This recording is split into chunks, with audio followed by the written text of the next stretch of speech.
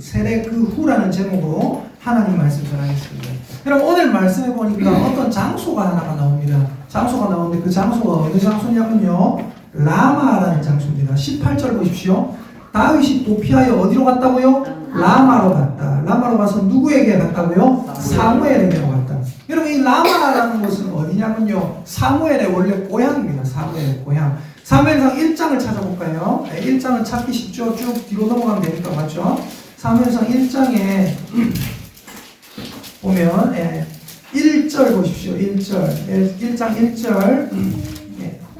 자, 사무엘상 1장 1절에 딱 보니까 뭐라고 적혀 있어요? 자, 제가 읽어볼게요. 에브라임 산지 라마다임 소김에 에브라임 사람 엘가나라는 사람이 있었으니, 이 엘가나가 누구냐면 사무엘의 아버지거든요. 그러니까 이 사람이 뭐예요? 라마에 살았다. 이 사무엘이 라마라는 곳에서 태어났고 거기서 살다가 이제 은퇴했습니다. 은퇴하고 사무엘이 어디에 갔어요? 라마에 갔어요. 근데 그 라마에 뭐가 하나 있었냐면 나요시라는 게 있었습니다. 그러니까 여기에 성경에 보니까 뭐라고 하냐면 자 18절 보세요. 18절에 보니까 오늘 말씀 19장 18절입니다. 다윗이 도피하여 라마로 가서 사무엘에게로 나아가서 사울이 자기에게 행한 일을 다 전하였고 다윗과 사무엘이 어디 갔다고요? 나요스로 가서 살았더라. 그래서 19절에 어떤 사람이 사울에게 고자질을 해줍니다. 뭐라고 합니까? 다윗이 라마 나요스에 있더이다. 여러분 나요시 뭔지 아세요? 나요시 뭐냐면 거처, 초원, 거주지 이런 뜻인데 나요시 뭐냐면요, 기숙사입니다. 기숙사. 우리로 치면 뭐냐면 사무엘이 살던 곳에 기숙사를 세웠는데 무슨 기숙사냐면 선지자들 기숙사. 우리로 치면 저기 천안에 뭐 있어요? 천안에 따님 계신 그 대학 말고 딴 데 또 있죠. 뭐 있어요? 천안에 고려신학대학원 있죠. 그런 거예요. 그 고려신학대학원이 대학원이고 뭐 하는 거예요? 우리 전도사님들 기숙사예요. 기숙사. 그러니까 사무엘이 은퇴하고 나서 뭐 했더라? 자기 고향 라마에 가가지고 선지자 기숙사를 운영하고 걔들에게 말씀을 가르치고 그렇게 살고 있었다는 거예요. 근데 다윗이 도망와가지고 사무엘을 찾아갔겠죠. 맞죠? 도망가가지고, 왜냐하면 사울이 자기를 죽이려고 하니까 도망가가지고 사무엘을 만나서 사울이 나한테 이렇게 했습니다 다 말하고 나요스로 가서 선지자 기숙사에서 지금 같이 살고 있습니다. 그런데 이 다윗이 워낙 유명한 인물이다 보니까 누군가에게 보였겠죠. 맞죠? 그래서 일부 사람들이 사울에게 얘기를 해줍니다. 뭐라고요? 다윗이, 왕이 잡으려던 그 다윗이 라마의 선지자 기숙사 나요스에 있었디다. 그래서 20절에 보세요. 20절. 사울이 다윗을 잡으러 누구를 보냈다고요? 전령들을 보냅니다. 근데 그들이 선지자 무리가 예언하는 것을 봐요. 또 사무엘이 그 예언하는 자들의 대장으로, 수령으로 서 있는 것을 봐요. 근데 그때 어떤 일이 있냐면 하나님의 영이 사울의 전령들에게 임함에 그들도 예언을 한지라. 자, 이런 겁니다. 저를 보세요. 다윗이 저기 있다는 걸 알고 사울이 사람들을 보냈어요. 사람들을 보냈더니 그들이 뭐하고 있을까요? 기도하고 예배드리고 찬양하고 있는 거예요. 근데 이걸 이제 예언을 하고 있다고 표현을 하거든요. 보냈더니 사울의 전령들이 다윗 잡으러 따왔는데 막 선지자 무리들이 예언을 하고 있고 사무엘이 맨 앞에 있는 거예요. 그걸 보는 순간 어떻게 됐어요? 다윗을 잡으러 왔던 사울의 졸개들에게도 강하게 하나님의 영이 임하니 그들도 갑자기 예언을 하기 시작합니다. 막 예언을 막 해요. 앞으로 될 일들에 대해서 또 하나님의 말씀들에 대해서 쫙 자기가 뭘 하는지도 모르고 막 예언을 해요. 근데 그 일이 있고 나서 이 사람들이 이제 빈손으로 돌아가는 거죠. 예언만 하다가, 예언만 실컷 하다가 돌아가요. 그래서 사울이 어떻게 합니까? 21절에 보니까 어떤 사람이 그것을 사울에게 알리면 그 사람들이 거기서 예언을 하고 있습니다. 지금 다윗은 안 잡아오고 예언을 하고 있습니다 하니까 21절에 어떤 사람이 사울에게 알림에 사울이 다른 전령들을 보냅니다. 근데 그들도 예언을 했다. 두 번째 보낸 사람들도 예언을 하고 거기에 휘말려 있는 거예요. 그래서 사울이 어떻게 합니까? 세 번째 다시 전령들을 보냈더니 그들도 뭘 했더라? 예언을 한지라. 그러니까 저기만 보내놓으면 다 예언하고 사무엘에 거기에 들어가가지고 같이 예언하고 찬송하고 기도하고 뭐 이러고 있는 거예요. 올 생각도 안 하고 있는 거예요. 야, 이거. 그래서 22절 잘 보십시오. 같이 한번 읽어보겠습니다. 시작. 이에 사울도 라마로 와서 세부에 있는 큰 우물에 도착하여 물어 이르되 사무엘과 다윗이 어디 있느냐? 어떤 사람이 이르되 라마 나요스에 있나이다. 23절. 사울이 라마 나요스로 가니라. 하나님의 영이 그에게도 임하시니 그가 라마 나요스에 이르기까지 걸어가며 예언을 하였으며. 예, 무슨 말입니까? 사울이 직접 왔어요. 전령들 저거 못 믿겠다고. 사울이 직접 왔어요. 근데 어떻게 돼요? 라마 나요스에 가는 도중에 하나님의 영이 사울을 확 잡으니까 사울도 어떻게 했다고요? 자기도 모르게 가면서 걸어가면서 예언을 합니다. 예, 걸어가면서 종일 예언을 하고 24절 읽어볼게요. 24절 함께 읽겠습니다. 시작. 그가 또 그의 옷을 벗고 사무엘 앞에서 예언을 하며 하루 밤낮을 벗은 몸으로 누웠도다. 그러므로 속담에 이르기를 사울도 선지자 중에 있느냐 하니라. 아멘. 사울도 예언을 한 거예요. 쉽게 말해서 사울도 선지자들처럼 예언을 한 거예요. 그러니까 속담이 이스라엘에 하나 생겼다고 했어요. 그 속담이 뭡니까? 사울도 뭐라고요? 선지자 중에 있느냐. 여러분, 사울도 선지자 중에 있느냐, 이게 무슨 말일까요? 오늘 주보에 보시면 주보 맨 앞에 그림 한번 보십시오. 이게 무슨 그림이에요? 제가 이것은 무슨 꽃입니까? 했는데 무슨 꽃이에요? 호박꽃. 마음에도 없는 말씀을. 무슨 꽃이에요 이거? 예.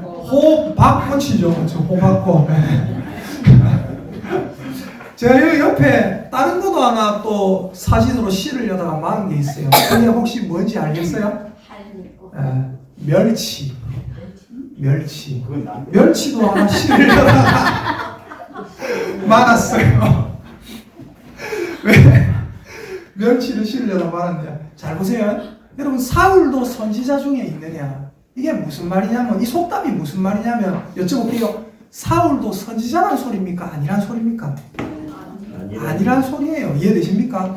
사울도 선지자 속에 있느냐? 사울도 선지자 중에 있느냐? 우리말로 치면 뭐예요? 야, 호박꽃도 꽃이가. 호박꽃도 사실은 꽃 맞는데, 맞죠? 또 멸치는 뭐예요?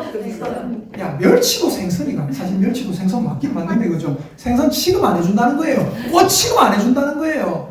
우리 생각해보세요. 지난주에 우리 두 분 세례를 받으실 때 딱 나가지고 안개꽃하고 참 예쁜 꽃 이걸 딱 주니까 아름답고 이러는데 축하합니다 하면서 호박꽃을 자기 뭔가 기분이 이상하죠, 맞죠? 사실 꽃 취급을 안 한다는 거예요.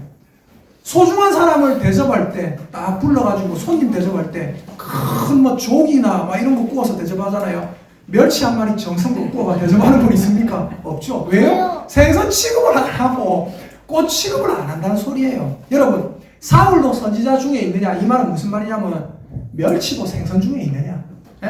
호박꽃도 꽃 중에 있느냐? 사울도 선지자가 아니고 멸치도 생선이가 아니고 호박꽃도 꽃이가 똑같은 소리입니다. 이해가 되시면 아멘. 네. 여러분, 우리는 지난주에요 세례식과 감격스러운 성찬식을 했습니다.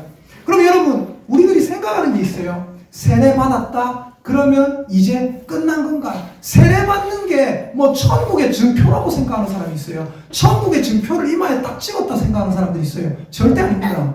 세례 받았으니까 끝났나? 아니에요. 따라합시다. 이제부터 진짜 시작이다. 여러분, 교회는 어떤 곳입니까? 교회는요, 따라합시다. 세례 받은 자들이 모여서 받은 세례를 지켜가는 곳이다. 아멘입니까? 즉 교회는 내 스스로도 하나님과 서약한 그 서약을 지켜가고 그 서약을 다른 사람들에게도 전해서 다른 사람들도 그 서약을 지켜가도록 만드는 것이 바로 교회입니다. 우리도 세례를 지켜가고 있잖아요. 그죠? 그리고 두 분에게, 세례받은 두 분에게 세례를 전했잖아요. 맞죠? 복음을 전했잖아요. 그 복음을 전함으로써 두 분도 나중에 성장하게 될 거예요. 믿음이 성장하고. 그래서 어떻게 돼요? 내가 받은 그 복음을 나도 잘 간직하면서 다른 사람들에게 알려서 지켜나가게 만드는 거예요. 그것이 바로 교회예요. 교회의 역할이 뭐예요? 그게 바로 세례 주는 거예요. 세례 주는 거. 그래서 교회는 내 스스로도 세례를 지켜가고 그 세례를 다른 사람들에게 전해서 다른 사람들도 지켜가도록 만드는 곳이다. 다른 말로 하면 세례 받은 자들이 모여서 세례를 지켜가는 것이 바로 교회라는 겁니다. 여러분, 세례라는 게 뭐라고 했어요? 하나님 앞에 결혼식 뭐 하는 겁니까? 서약하는 거예요. 서약하는 거. 그리고 두 분만 모셔놓고 제가 그냥 바로 세례하는 게 아니라 많은 분들이 있는 곳에서 했잖아요. 맞죠? 제가 무슨 의미라고 했어요? 결혼식, 서약. 이분들은 결혼의 뭐다? 증인이다. 이 두 사람이 부부가 되었음을 선포합니다 하는데 누가 증인이라고요? 우리가 다 증인이에요. 이제 두 분 바람 필 수 없어요. 바람 피면 우리가 딱 보는 거예요. 저거 아닌데 하나님과 결혼한 분들이 왜 저러지? 이래 되는 거예요.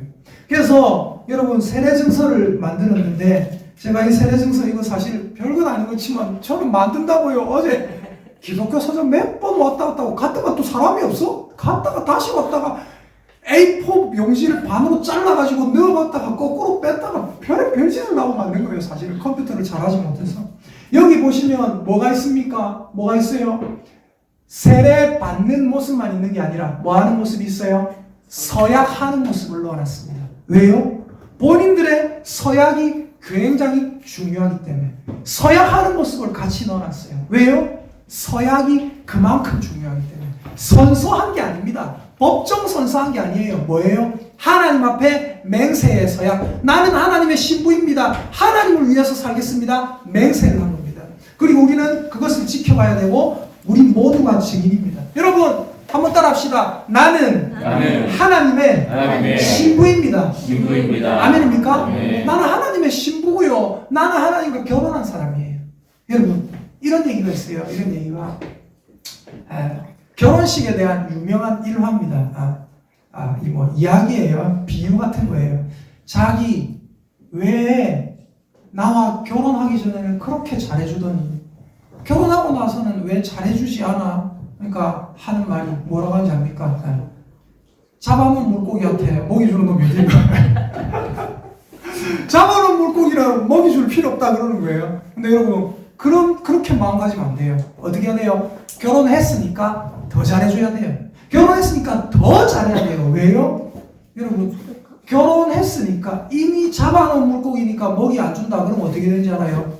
죽어요. 관계가 깨져요.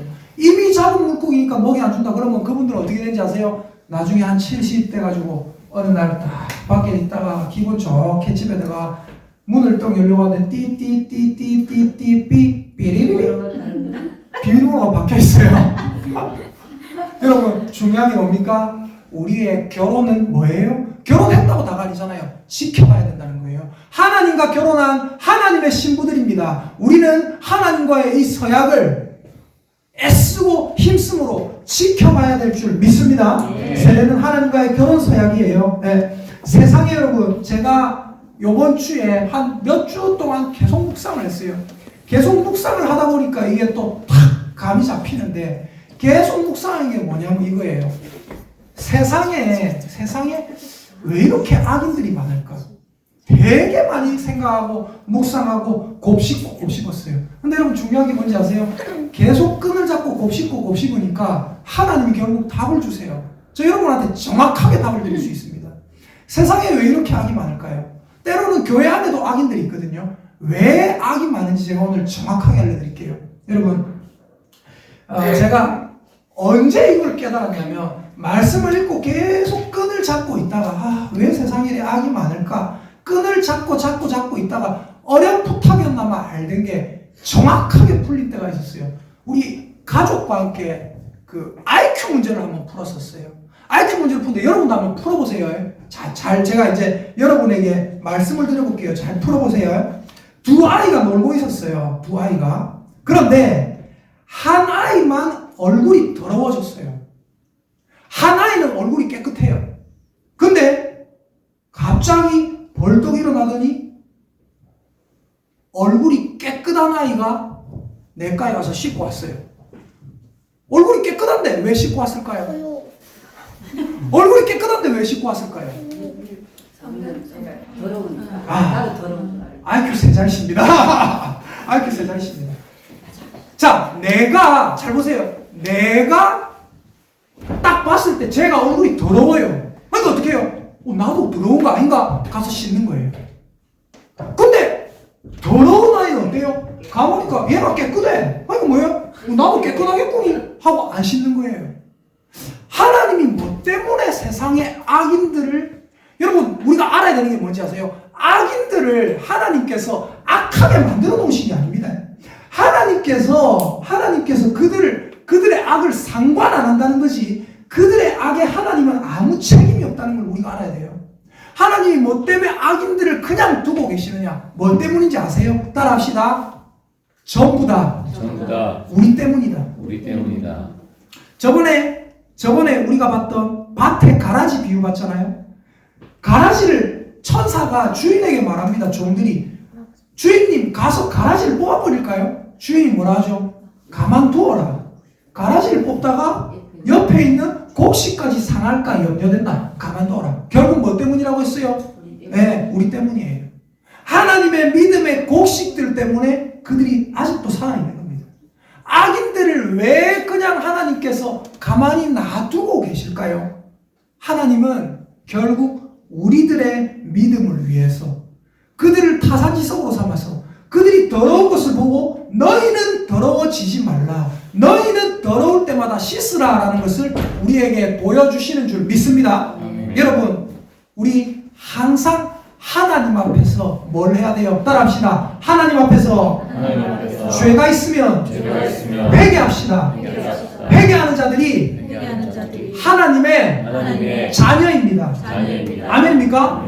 하나님의 자녀는 누구예요? 회개하는 자가 하나님의 자녀예요. 내 얼굴이 깨끗하다 할지라도 저 더러운 것을 보고 내가 뭘 해야 돼요? 깨끗하게 씻어야 된다고요. 우리 고린도전서 10장에 보면 제가 이게 그냥 깨달은 게 아니에요. 말씀으로 또 깨달은 거예요. 고린도전서 10장을 보십시오. 이 말씀을 그냥 아는 것이 어떤 상황과 맞물려서 정확하게 이해를 하게 될 때가 있어요. 고린도전서 10장 5절부터 12절까지, 고린도전서 10장 5절부터 12절까지 같이 한번 읽어보도록 하겠습니다. 쭉 읽을게요. 시작. 그러나 그들의 다수를 하나님이 기뻐하지 아니하셨으므로 그들이 광야에서 멸망을 받았느니라. 이러한 일은 우리의 본보기가 되어 우리로 하여금 그들이 악을 즐겨하는 것 같이 즐겨하는 자가 되지 않게 하려 함이니. 뭐라고요? 우리의 본보기가 된다. 옛날 성경에는 뭐라고 했어요? 우리에게 거울이 된다고 했어요. 우리가 성경을 읽으면서 악한 자들이 보인다. 세상에 악한 자들이 보인다. 뭘 봐야 돼요? 그게 거울이라는 걸 알아야 돼요. 우리에게 본보기가 된다는 걸 알아야 돼요. 계속해서 읽어 나가겠습니다. 계속해서 7절부터 시작. 그들 가운데 어떤 사람들과 같이 너희는 우상 숭배하는 자가 되지 말라. 기록된 바 백성이 앉아서 먹고 마시며 일어나서 뛰노라 함과 같으니라. 그들 중에 어떤 사람들이 음행하다가 하루에 23,000명이 죽었나니 우리는 그들과 같이 음행하지 말자. 그들 가운데 어떤 사람들이 주를 시험하다가 뱀에게 멸망하였나니 우리는 그들과 같이 시험하지 말자. 그들 가운데 어떤 사람들이 원망하다가 멸망시키는 자에게 멸망하였나니 너희는 그들과 같이 원망하지 말라. 그들에게 일어난 이런 일은 본보기가 되고 또한 말세를 만난 우리를 깨우치기 위하여 기록되었느니라. 그런즉 선줄로 생각하는 자는 넘어질까 조심하라. 아멘. 우리 옆에 있는 분들에게 축복의 인사하겠습니다. 하나님 앞에 성경 위에 바로 서 있읍시다. 시작. 하나님 앞에 성경 위에 바로 서 있읍시다. 아멘. 우리는 하나님 앞에 서 있어야 돼요. 성경을 기준으로 삼고 성경 위에, 그렇다고 집에 가고 성경책 깔아놓고 그 위에 올라가는 소리가 아니라 성경 말씀 위에 우뚝 서 있는 저와 여러분 되시기를 예수님의 이름으로 축복합니다. 근데 여러분, 성경 말씀 위에 우리가 기준을 딱 가지고 딱 서 있어야 되는데 어떻게 해야 되고, 서 있다고 해서 나는 서 있는데 뭐 괜찮다, 나는 지금 하나님 앞에 있는데 괜찮다, 그러지 말라는 거예요. 왜요? 선줄로 생각하는 자는 넘어질까 조심하라. 오히려 성경에 있는 악한 자들의 그 내용을 보고 성경에서 또 세상에서 악한 사람들이 하는 행태를 보고 아하, 하나님이 저걸 치실 건데 라고 생각하고 나는 경계를 가져야 된다는 것입니다. 여러분, 우리는 뭐 해야 돼요? 우리는 세례받은 사람들이에요. 세례받은 사람들. 여기 있는 애들도 세례받았잖아요. 그죠? 우리는 세례받은 사람들입니다.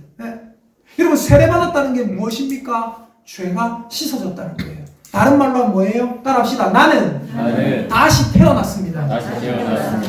세례 교육받은 두 분에게 제가 설명드렸던 것. 원래는 뭐라고요? 침례다. 물 안에 머리까지 잠겼다가 나오는 거예요. 죽었다가 다시 살아나는 거예요. 뭐예요? 다시 중자의 날생자입니다. 다시 태어나다. 중생. 나는 중생했습니다. 다시 태어났습니다. 그럼 이제 뭐 해야 됩니까? 중생했으니까 끝났다. 나는 이제 천국 백성이니까 마음대로 살아도 된다. 절대 그렇지 않습니다. 구원파적인 생각이에요. 박옥수 2단. 나는 구원받았으니 내 마음대로 살아도 천국 간다. 절대 천만의 말씀입니다. 성경에 분명히 말했죠. 선줄로 생각하는 자는 넘어질까 조심하라. 서 있기 때문에 그렇게 말씀드리는 거예요. 넘어져 있는 사람에게는 이 말을 안 합니다. 선줄로 생각하는 자에게 넘어질까 조심하라. 네 얼굴이 깨끗하다고 해서 가만히 있는 게 아니라 저 더러운 것을 보고 가서 다시 씻으라는 겁니다. 여러분, 우리는 선줄로 생각하는 자들이에요. 우리는 뭐 해야 돼요? 넘어질까 조심해야 돼요.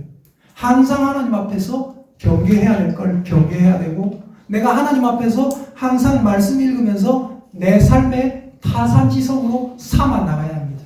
어떻게 하면 하나님을 더 사랑할 수 있는지 알아야 됩니다.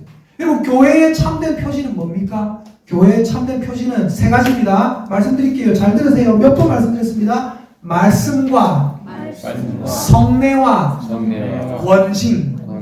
뭐예요? 말씀이 있어야 돼요. 말씀이 있어야 돼요. 그 다음 뭐예요? 성례, 세례와 성찬을 계속해서 베풀고 세례와 성찬을 계속해서 유지하고 지켜나가야 됩니다. 그 다음 뭐예요? 권징. 권징은 뭐예요? 죄에 대해서 잘못됐다고 권하고 때로는 징벌하고 그리고 그분들도 권할 때 교회의 권함을 받아들이고 어떻게 해요? 교회가 뭔가를 할 때 내가 잘못했으면 내가 책망받는 것도 마땅하다. 징벌도 당할 수도 있고 그렇다고 교회에서 뭐 때리고 이런 건 아니고 이렇게 하면 권면을 따라와야 됩니다. 그 세례 교육에 그것도 있었어요. 교회의 가르침에 순종해 나가겠습니다라는 것도 분명히 있었죠. 그죠? 맞죠? 여러분, 교회는 말씀과 성례와 권징을 지켜나가야 돼요. 그게 바로 교회입니다. 이 세 개가 있어야 교회라는 거예요. 세례가 끝이 아닙니다. 다시 태어났다. 즉 중생을 했다면 이제 뭐가 돼야 돼요? 따라합시다. 성화되어야 합니다. 성화가 뭡니까? 거룩할 성. 그 다음 뭐예요? 될 화자예요. 뭐예요? 거룩하게 되어가는 거예요. 우리의 거룩함의 모델이신 분은 누굽니까? 바로 예수 그리스도. 범사의 예수 그리스도에게까지 자라가자. 여러분, 거룩하게 되어가야 됩니다. 평생 예수님처럼 되어가는, 성화되어가는, 좀 화도 조금 덜 내고 감사를 조금 더 많이 하고, 표정이 참 안 좋은 사람이라면 어떻게 해야 돼요? 일부러 웃기도 많이 웃어보고, 또 어떻게 해요? 친절함이 없었던 사람이라면 어떻게 해요? 내 안에 더러운 모습을 죽이고 불친절함을 죽이고 좀 친절한 모습을 갖고 가고. 예수님은 자기를 따라다니는 많은 여인들, 사회적 약자들도 예수님 어떻게 하셨어요? 진심으로 사랑하셨잖아요. 진심으로 사랑하시니까 그 사회적 약자 여자들이 예수님을 진심으로 끝까지 따라오잖아요. 여러분, 내가 조금 안 좋은 모습이 있으면 예수님의 그 친절함을 좀 닮아가고, 내가 좀 불만 불평이 많은 사람이면 어떻게 해야 돼요? 아이고, 불만 불평하지 말자. 아까 고린도전서 10장에 보니까 10절에 고린도전서 10장 10절에 그들 가운데 어떤 사람들이 원망하다가 멸망시키는 자에게 멸망하야 한다니 너희는 그들과 같이 원망하지 말라. 아이고, 내가 원망과 불만 불평이 많은 사람이구나. 그럼 어떻게 해야 돼요? 원망과 불만 불평을 좀 줄이고, 그러면서 뭘 해야 돼요? 예수 그리스도를 닮아가자는 것입니다. 야고보서 3장 10절 한번 찾아볼게요. 야고보서 3장 10절입니다. 신약성경 374페이지 야고보서 3장 10절 야고보서 3장 10절 11절 같이 읽어보도록 하겠습니다. 야고보서 3장 10절 11절 함께 읽겠습니다. 시작. 한 입에서 찬송과 저주가 나오는도다. 내 형제들아 이것이 마땅하지 아니하니라. 샘이 한 구멍으로 어찌 단물과 쓴물을 내겠느냐. 아멘. 여러분 오늘 사울은 어땠어요? 사울은 전령들을 보냈습니다. 라마나요시라는 곳이 있었어요. 선지자 기숙사. 거기에 보냈더니 뭐하더라? 전령들도 예언을 하더라. 또 다른 전령들을 보냈더니 그들도 예언을 하더라. 또 다른 전령을 보내니까 그들도 예언을 하더라. 근데 여러분 우리는 착각을 해요. 예언을 했으니까 이제 쭉 갈 거다. 그 엄청난 능력을 받았으니까 쭉 갈 거다. 사울도 그 능력을 받았죠. 근데 사울은 어떻게 됐어요? 자살로 자기 생을 마감하고 정확하게 발생할 수 있습니다. 사울은 구원받지 못했어요. 정확하게 말할 수 있어요. 사울은 그 말로도 비참했고 끝까지 회개하지 않았습니다. 여러분, 우리는 어떻게 해야 됩니까? 한 번 뭔가를 체험했다고 끝이 아니에요. 어디 가가지고 뭐 뜨거운 걸 받았다. 끝이라고 생각해요. 아닙니다. 세례받았다. 끝이라고 생각해요. 아닙니다. 이제부터 시작입니다. 우리가 받은 그 하나님의 영, 성령, 그분을 우리 안에서 잘 간직하고 감사함으로 지켜나가고 우리의 롤 모델이신 예수 그리스도를 닮아가는 성화의 삶을 살아야 될 줄 믿습니다. 아멘. 우리 옆에 있는 분들에게 축복의 인사하십시다. 집사님의 모습이 예수님을 닮기를 축복합니다. 시작! 집사님의 모습이 예수님을 닮아가기를 축복합니다. 아멘. 많이 축복하세요. 많이 축복해야 돼요. 우리 옆에 있는 사람들에게 축복하고 많이 해야 돼요. 여러분, 저를 위해서도 여러분 기도해 주셔야 돼요. 뭐 해야 돼요? 목사 됐다고 다 아니에요. 저는 정확하게 확신할 수 있습니다. 천국에 간 목사님보다 천국에 못 간 목사분들도 많을 거예요. 아주 확신합니다. 여러분, 저를 위해서도 기도해 주셔야 돼요. 우리 목사님 타락하지 않도록, 우리 목사님 흔들리지 않도록, 우리 목사님 저거 했다고 뭐 흔들리거나 뭐 어떻게 되거나 뭐 마음이 이상해지거나 사람이 이상해지지 않도록 목사님 저 모습 잘 간직하게 해주세요. 계속해서 기도해 주시기를 예수님으로 축복합니다.